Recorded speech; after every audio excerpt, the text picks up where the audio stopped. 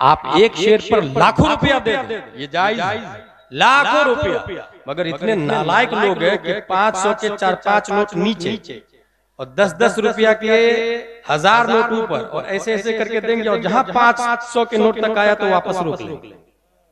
ये दिखावा नहीं, ये इस्लाम तो नहीं बोलता भाई साहब, ये रिया नहीं। और रिया को इस्लाम में शिर्क खफी कहा जाता है, शिर्क खफी। इस वजह से समझे अपने इस्लाम को, स्पिरिचुअल ऑफ इस्लाम को समझे। जिन्नात से परेशान लोग, कितनी स्पीड है जिन्नात। यकीनन इंसान से ज़ाहिरन आपको लगता है ज्यादा है, गलत। मैं एक हदीस कुरान शरीफ की आयत दे रहा हूं। सुलेमान अलैहिस्सलाम ने कहा, मैं यातीनी बिअर्शिहा क़ब्ला यातूनी मुस्लिमीन, बिल्कीस के तख्त को कौन उठा के लाएगा? एक जिन्नात खड़ा हुआ, हजरत मैं लाऊंगा। कितनी देर में तू लाएगा? क़ब्ला अन तक़ूम मिन मक़ामिक, आप अपनी जगह से खड़े होंगे, इससे पहले लाके रख दूंगा। कहा इससे भी पहले चाहिए मुझे। क़ाल अल्लज़ी इंदहु इल्मुम मिनल किताब, तो एक आलिम साहब खड़े हुए, हजरत मैं लाऊंगा, तू कितनी देर में लाएगा? क़ाल क़ब्ला अन यर्तद्द इलैका तरफ़ुक, पलक छिपकने से पहले लाके रख दूंगा। वहीं से हाथ बढ़ाया, बिल्किस के तख्त को उठा के कदम सुलेमान में डाल दिया। किसने? आलिम साहब ने, आमिल साहब ने। आमिल साहब किसको कहते पता है?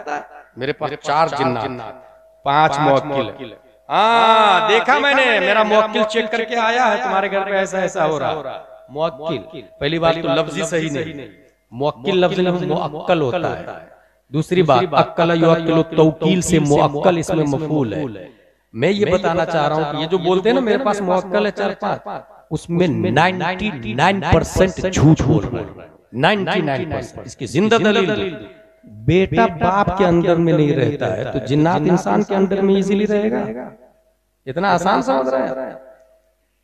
आपने पैदा किया अपने बच्चे को, आपने परवरिश की, वो आपकी बात नहीं मान रहा तो जिन्नात आपकी बात मान लेगा। एक इंसान को हम 10,000 सैलरी देते हैं, सिर्फ क्या काम है उसका? 5 घंटे की ड्यूटी करना। उस 5 घंटे की ड्यूटी में वो मुकराती करता, ईमानदारी से काम नहीं करता है, और वो जिन्नात आपके अंदर में रह लेगा। सिर्फ और सिर्फ लॉलीपॉप देने वाली बात, बेवकूफ बनाने वाली बात। बस इतना जरूर है कि जो लोग झूठ नहीं बोलते हैं, अल्लाह उनकी जुबान में वो तासीर देता है कि अगर वो कह दे जा ठीक हो जाएगा, तो अल्लाह उसकी जुबान को लाज रख लेता है। सिद्दीक़ अकबर झूठ नहीं बोलते। एक खातून ने कहा मेरा बेटा कहाँ है? उन्होंने कह दिया वो आ रहे हैं, जंग से लौट रहे। उन्होंने कह दिया वो आ रहे हैं, जबकि इंतकाल शहीद हो चुके थे जंग में। मशीयत इलाही ने ये चाहा मेरे सिद्दीक़ की सदाकत की लाज रखनी हो, उसके मुर्दा बेटे को जिंदा करके सदाकत सिद्दीक़ अकबर पर पीछे चला। दुआ में है कमाल। वो इंसान पहचानने का बहुत आसान तरीका है। एक वली यहाँ बैठे, एक वली यहाँ बैठे, इधर वाले लाइन लगी रहती है सुबह शाम मरीजों की, और जो बोल देते होते चला जाता है। कभी कभी गाली भी दे देते, कभी कभी औरत को तन्हाई में 2-3 घंटा बैठा के तावीज लिखते हैं। उधर वाले वली कोई काम नहीं करते, बस हय्या अलल फलाह हय्या अलस सलाह पे लब्बैक कहते हैं। एक भी करामत नहीं दिखाई। दोनों में से पब्लिक कहाँ भीड़ लगाएगी? इधर। गलत। गौसे आजम पीरों के पीर है ना, वो कहते हैं करामतुल वली अन यकून क़ौलुहु व फ़िअलुहु मुताबिक़न लिक़ौलिही व फ़िअलिही सल्लल्लाहु अलैहि वसल्लम। वली की सबसे बड़ी करामत यह है कि उनकी बात नबी की बात के मुताबिक हो, उसका काम नबी के काम के मुताबिक हो। इधर वाले कभी हराम काम नहीं किए, करामत अगरचे नहीं देखा है, मगर कभी खिलाफे शरअ काम नहीं किए।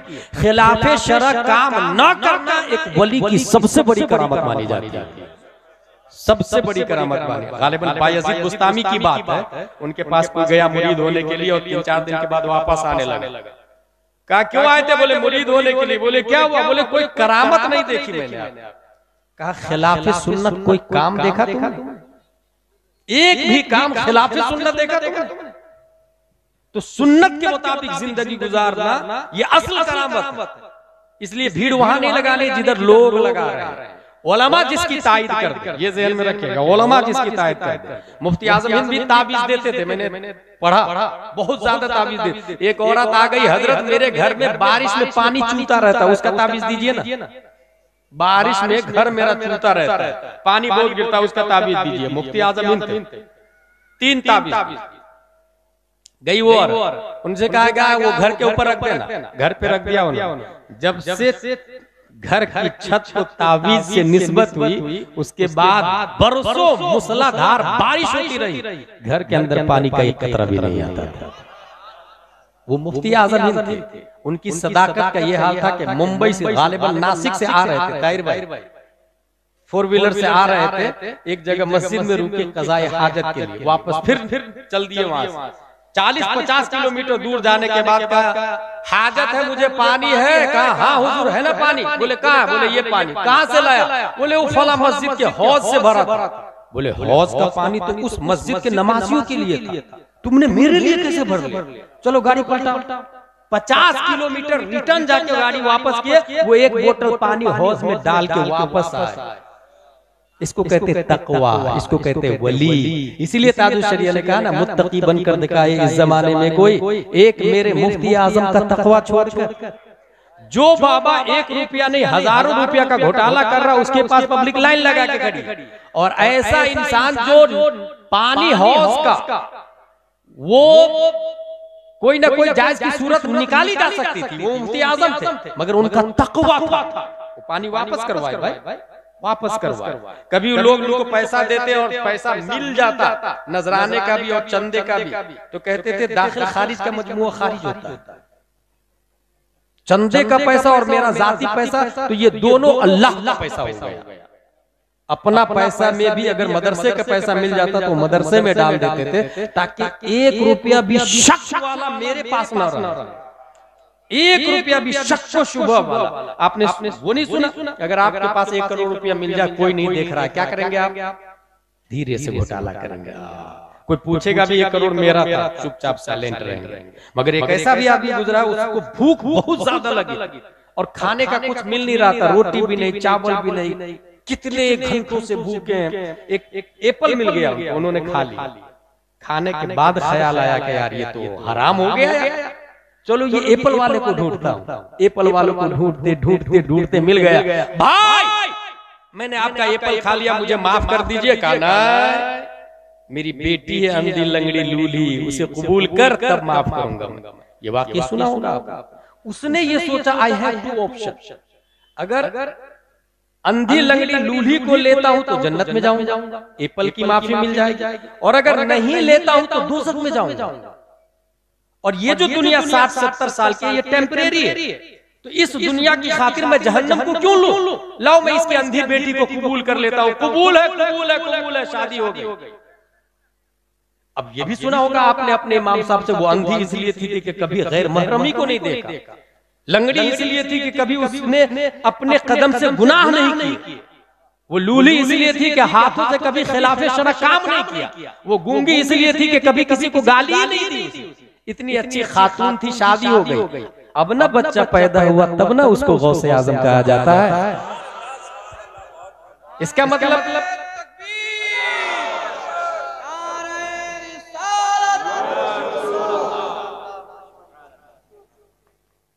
अगर शक को शुबह का पैसा दाखिल होगा तो फिर कोई गौसे आजम नहीं पैदा होगा।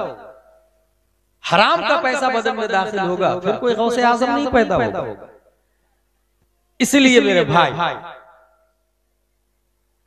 क़ाल अल्लज़ी इंदहु इल्मुम मिनल किताब, आलिम दीन फौरन उसको उठा करके बिल्कीस के तख्तों में, कदमों में डाल, बिल्कीस के तख्त को कदम सुलेमान में डाल दिया। वो कौन थे? आलिम साहब, मुत्तकी परहेजगार। यहाँ ये बताना चाह रहा हूं मैं कि एक मुत्तकी परहेजगार की रफ्तार जिन्नात से ज्यादा होती है। एक तो ये पॉइंट निकला। इसकी एक और दलील मेरे पास याद आ रही है मुझे कि हुजूर सल्लल्लाहु अलैहि वसल्लम ऊपर जा रहे हैं, एक फरिश्ता उसके 2 पर थे, 2 पर, और 2 पर की स्पीड ज्यादा है, पर जाहिर सी बात है पर है तो स्पीड ज्यादा होगी। 3 पर की स्पीड 2 पर वाले से ज्यादा होती है। अगर आपको यकीन न हो तो जाके इंडिगो या कतर एयरलाइंस फ्लाइट को देखें। 2 इंजन 2 फैन होते, स्पीड ज्यादा, 3 होते तो उससे ज्यादा, 4 होते तो उससे भी ज्यादा। हुजूर सल्लल्लाहु अलैहि वसल्लम ऊपर जा रहे हैं, एक फरिश्ता उसके 2 पर लगे हुए उड़ के जा रहे हैं रब की तरफ। हुजूर सल्लल्लाहु अलैहि वसल्लम ने गौर से देखा, इतने में एक दूसरा फरिश्ता उनको ओवरटेक किया, उनके 3 पर लगे हुए थे, उनकी स्पीड ज्यादा, उसको भी हुजूर सल्लल्लाहु अलैहि वसल्लम ने गौर से देखा। इतने में एक तीसरा फरिश्ता उनके 4 पर लगे हुए थे, 4 पर वाले ने 3 पर वाले को भी ओवरटेक किया, 2 पर वाले को भी कर लिया। नबी ने उसे भी गौर से देखा और तमन्ना की, ए अल्लाह, ये पर जो तूने फरिश्तों को दिए हैं ना 3 किस्म के, 2-2, 3-3 और 4 पर, ये पर मेरी उम्मत को भी अता फरमा दे। नबी ने तमन्ना की। इजाबत का सेहरा, इनायत का जोड़ा, दुल्हन बन के निकली दुआए मोहम्मद। अल्लाह तबारक व तआला ने नबी की दुआ कबूल फरमाई। 2 रकत नमाज दी 2 पर के मुकाबिल, 3 रकत नमाज दी 3 पर के मुकाबिल, 4 रकत नमाज दी 4 पर के मुकाबिल, 5 रकत कोई नमाज नहीं होती है, 1 रकत कोई नमाज नहीं होती है। नमाज की रकातों का इन्हिसार कुल्ली 3 किस्मों में है। या तो वो 2 रकत वाली नमाज होगी, जैसे फज्र की नमाज, या तो 3 रकत वाली नमाज होगी, जैसे मगरिब व वित्र की नमाज, या 4 रकत वाली नमाज होगी, जैसे ज़ोहर व असर व इशा की नमाज। न 5 रकात कोई नमाज है, न 1 रकात कोई नमाज है। दलील के हवाले से मुहक्किकीन इस पर बहस करते हैं कि आखिर ये 3 ही किस्म इन्हिसार क्यों है। तो ये जवाब लिखा कि फरिश्तों में पर 3 किस्म के लगे हुए थे, इसलिए नबी ने तमन्ना की और वो तीनों किस्म के पर अल्लाह ने नबी की दुआ से नबी की उम्मत को अता फरमा दिया। अब जो इंसान फज्र की नमाज पढ़ता 2 पर आ गए, मगरिब व वित्र की नमाज पढ़ता 3 पर आ गए, ज़ोहर व असर व इशा की नमाज पढ़ता 4 पर आ गए, जो नमाज की पाबंदी करता, कुरान का दावा है इन्ना सलाता तन्हा अनिल फहशाई वल मुनकर, वो इंसान मुत्तबी होता, वो इंसान मुतशर्रिअ होता, वो इंसान पाबंदी नमाज करता, शरीयत का पाबंद होता। अल्लाह तबारक व तआला उसकी रफ्तार फरिश्तों से भी अफजल व आला बना देता है। यही वजह है कि वो जादेपुर की मस्जिद में सजदे में जाता है और मदीने के मुस्तफा गुंबद खजरा से आवाज देते हैं, अस्सलातु मेराजुल मोमिनीन, ऐ मोमिन तेरी मेराज हो गई।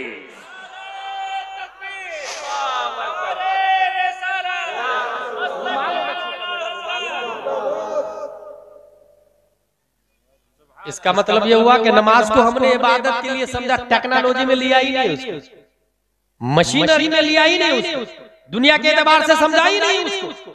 मेरे भाई, अगर कोई इंसान नमाजी हो तो ऐसी ही इंसान यहीं से हाथ बढ़ा हासिल। सूरह नमल की ये आयत जो है, कौन सी आयत? क़ाल अल्लज़ी इंदहु इल्मुम मिनल किताब, जो हाथ बढ़ा के हजरत आसिफ बिन बरखिया ने जो लाया था। इस आयत पे गौर किया किसने? अबू रेहान अल बैरूनी ने। गौर करते करते करते करते उन्होंने एक नजरिया दिया। नजरिया क्या दिया वो सुनो। यहीं से साइंस की बुनियाद पड़ती है, एक नई चीज वजूद में आती है। नजरिया ये दिया, अगर किसी ठोस चीज को रोशनी में तब्दील कर दिया जाए तो पलक झपकने तक एक जगह से दूसरी जगह मुंतकिल किया जा सकता है।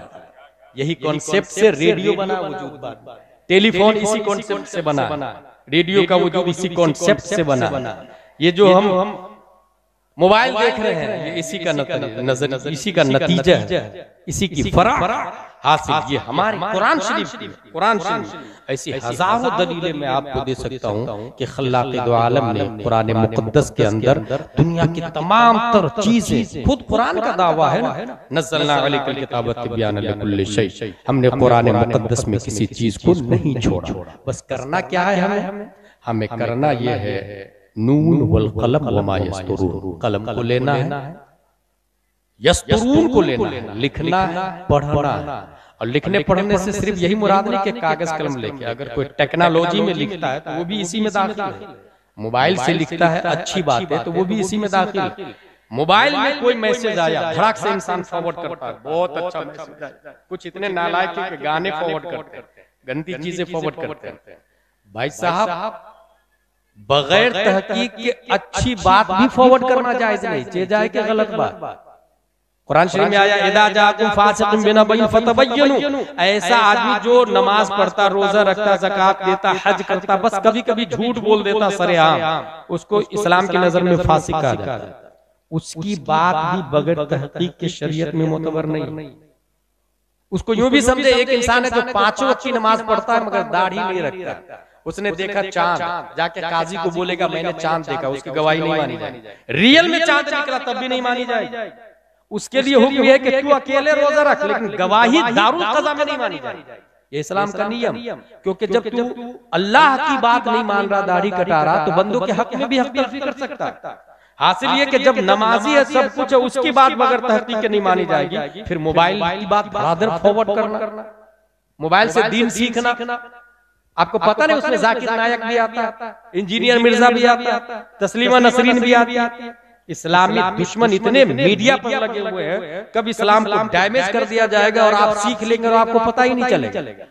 इसीलिए अल इल्म दीन उंदुरू अम्मन ताखुदून दीनकुम, ये इल्म दीन है, किससे सीखते हैं उसे देख ले पहले। लिहाजा मोबाइल से कोई दीन नहीं सीखेगा। अगर मोबाइल में कुछ आया भी तो अपने इमाम साहब से राब्ता करेंगे। इमाम साहब कौन होना चाहिए? आप कहेंगे मेरे इमाम साहब कुछ बताते ही नहीं, तो भाई साहब 5000 में फतावा रज़विया पढ़ के थोड़ी बताएगा, तामीर अदबी पढ़ के बताएगा।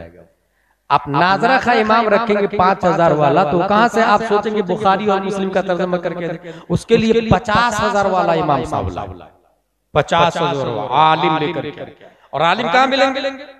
बड़े बड़े इदारे चल रहे हैं अल्हम्दुलिल्लाह, आपके यहाँ उलमाए किराम मौजूद है, अशरफिया, जमदा शाही, रोनाही, अमजदिया, बड़े बड़े इदारे मौजूद। वहां से कंप्लीट आलिम फाजिल, और उनको ऐसे आलिम को लेकर के आए जिनकी बीवी भी आलिम हो। और मस्जिद के बाजू में फैमिली क्वार्टर बना, ये याद रखिएगा, मस्जिद बना देते हैं लोग, फैमिली क्वार्टर का ठिकाना नहीं होता। इमाम साहब कहाँ रहेंगे, कहाँ खाएंगे, क्या पिएंगे, कोई ठिकाना नहीं। गलत। मस्जिद के बाजू में फैमिली क्वार्टर होना चाहिए। इसकी जिंदा दलील मेरे पास है। हुजूर सल्लल्लाहु अलैहि वसल्लम का फैमिली क्वार्टर मस्जिद नबवी के सहन में बना हुआ था। मस्जिद नबवी के सहन में प्यारे मुस्तफा का फैमिली क्वार्टर था। यही तो है, वही मस्जिद है जो नाइबे मस्जिद नबवी हो, और वही इमाम है जो नाइबे मुस्तफा। इसलिए क्या होना चाहिए? फैमिली क्वार्टर, कंप्लीट आलिम। खवातीन को आलिमा पढ़ाएगी बच्चियों को, और बच्चों को आलिम साहब पढ़ाएंगे। स्कूल भी भेजे, साथ में मदरसा भी भेजे, सुबह शाम। और मैं तो कहता हूं जिसको अल्लाह ने पैसा दिया है वो अपनी स्कूल खोल ले, अपनी स्कूल। क्योंकि स्कूल आपने सुना नहीं मुस्कान का कर्नाटका में क्या हुआ था? नकाब के बगैर कोई नहीं, नकाब पहन के कोई नहीं आएगी। कुछ औरतें इतनी बेहया थी, वो जाती थी नकाब पहन, गेट पे जाके नकाब उतार के थैली में डालती, फिर अंदर घुसती। उसके जिम्मेदार सिर्फ वो नहीं, हम लोग। लालत है उस दौलत पर जो एफडी की शक्ल में है, जो खेत की शक्ल में। एक मकान हो गया है जरा कलकत्ता में, एक और दिल्ली में बना लूं, एक पोते के लिए बॉम्बे में भी बना लूं। ला हौला वला कुव्वता इल्ला बिल्लाह। वो पैसे को एक जगह जमा करके स्कूल डाले, उसमें अपना सिलेबस, अपना यूनिफॉर्म, अपना सिस्टम होगा। बायलॉज में ये लिखा होगा कि संडे को छुट्टी नहीं होगी, फ्राइडे को छुट्टी होगी। हमारी स्कूल है, हमारी मर्जी। फ्राइडे को बच्चे आएंगे, और ये फ्राइडे में जुमा में इमाम साहब जो तकरीर करते हैं ना, ये नबी सल्लल्लाहु अलैहि वसल्लम की सुन्नत है। और ये इसकी लॉजिक ये है कि एक हफ्ते में शैतान जो दिल पर जंग लगा दे, इमाम साहब अपनी तकरीर की तासीर से उस जंग को दूर करके दिल का कनेक्शन गुंबद खजरा से जोड़ दे। ये कब होगा? इमाम साहब आलिम होंगे तब। जुमा की छुट्टी होगी, हमारे बच्चे भी जाएंगे, हम भी जाएंगे। यूनिफॉर्म में लड़कों के लिए पैंट शर्ट नहीं रखेंगे, लड़कों के लिए कुर्ता पजामा टोपी यूनिफॉर्म रहेगा, और लड़कियों के लिए स्कर्ट नहीं रहेगा, लड़कियों के लिए नकाबे फातिमा ज़हरा रहेगा। हमारी स्कूल है ना भाई, हमारी मर्जी हो, कोई इंटरफेयर नहीं करेगा। मगर समझाए किसको? इतने हरीस और लालची लोग हैं कि अपनी दुनिया ही नहीं खत्म होती, अपना पेट ही नहीं भरता है। अच्छा, इंसान सोचता है ना कि मेरे पास 1 ही करोड़ है और भी अरबपति है ना, अगर उसको खुद अरबपति उसको भी बना दिया जाए तो भी यही हाल रहेगा, यही बोली रहेगी। क्योंकि मैं जानता हूं एक ऐसे आदमी को, उसको पूरी दुनिया अल्लाह ने दे दी तो सोच रहा था आसमान का भी मैं मालिक बन जाता तो मजा आ जाता। उसको फिरौन कहते हैं। तो पेट कभी भरेगा नहीं, इसलिए तू अपनी दुनिया से बेनियाज हो जा, अल्लाह व रसूल की रजा के लिए काम करे, मैदान में उतरे। लड़कों के लिए, लड़कियों के लिए क्या यूनिफॉर्म? नकाब। लड़कों के लिए कुर्ता पजामा टोपी, और प्रेयर में जनगण मन अधिनायक नहीं, मुस्तफा जाने रहमत पे लाखों सलाम चलेगा। अब जो हमारा बच्चा पढ़ेगा वो जाकिर नायक नहीं बनेगा, डॉक्टर अमीन मियां बनेगा, डॉक्टर सज्जाद आलम मिसबाही बनेगा, एक अच्छा आलिम दीन डॉक्टर अशरफ मियां बनेगा। ये क्यों बोल रहा हूं मैं? ये वो तकरीर है जो अमल में ला करके